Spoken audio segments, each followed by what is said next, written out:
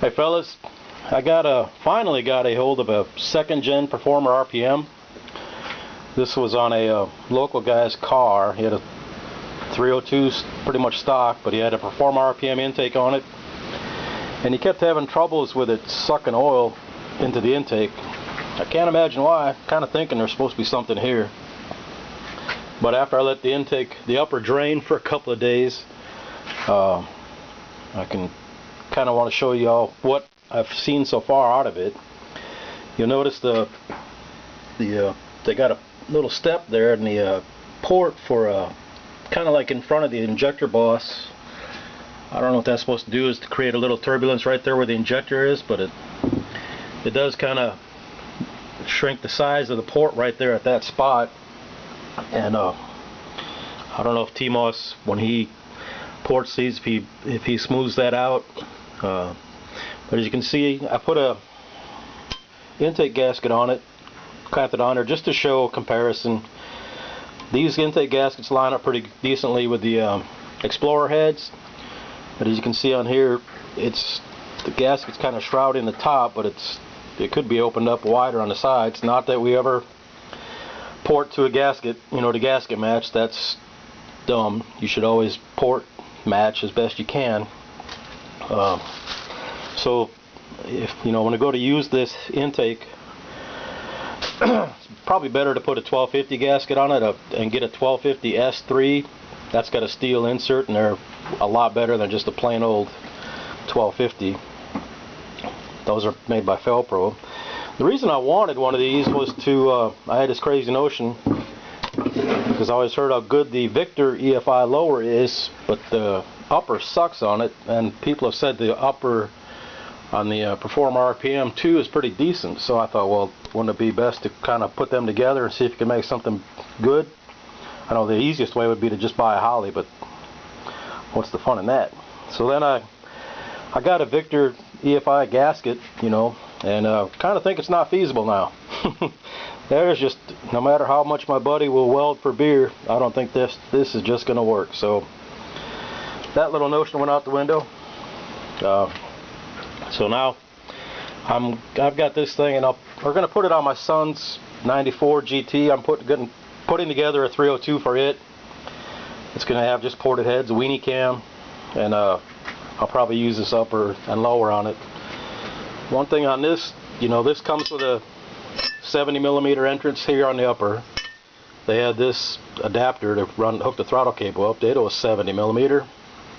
I don't know what the red paint's for, but all that's getting cleaned off. The upper doesn't look too bad. You can see in there's two pedestals going through, or bosses go through for the bolts. Those are, I might take them out, not sure yet.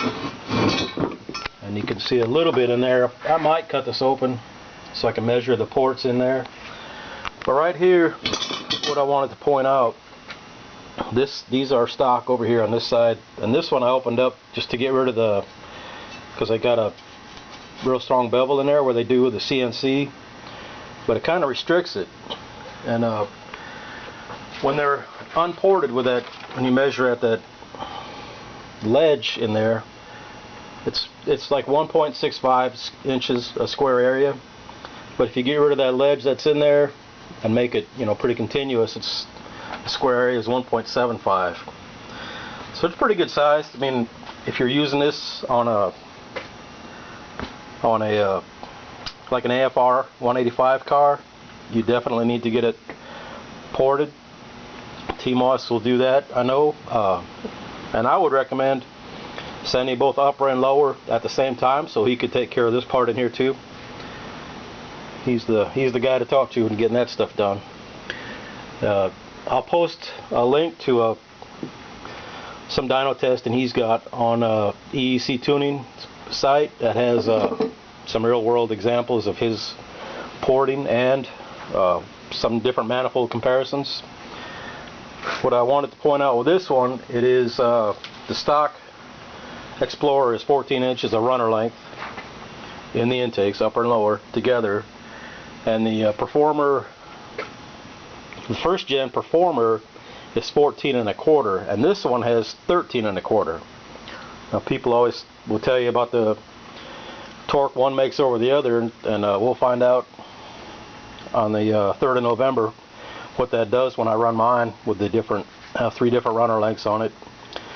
See what that does for peaks, for horsepower and torque, and for the average over a certain RPM range. So hopefully that'll do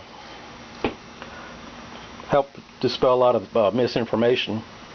And then of course, once I get this one together, we'll also do some experiments with this. I was thinking it might be, well, depending on how the dyno test goes and what we learn from that, it might be a good idea to have a 1-inch spacer on here, which I think would be helpful, especially in a heavy car like an SN car with 373 gears on it. You know, it's a heavy car, so it's not going to be built to go blast some low 7s at the track. You know, I might sneak into the 7s in the cold weather, but that is not what this thing is being built for. And also, I wanted to show how, if you can look at the runners, look at the difference. They seem to be all over the place as far as consistency. You know, the uppers, or the upper to lower split wasn't terrible, but I was surprised at how these are kind of inconsistent in size. But that's about it. Just wanted to show you all that. And like I said, once I get the dyno day done on November 3rd, I'll put the video and information up from that, the graphs, and I'll do the same with this one. So that's all. Y'all have a good one.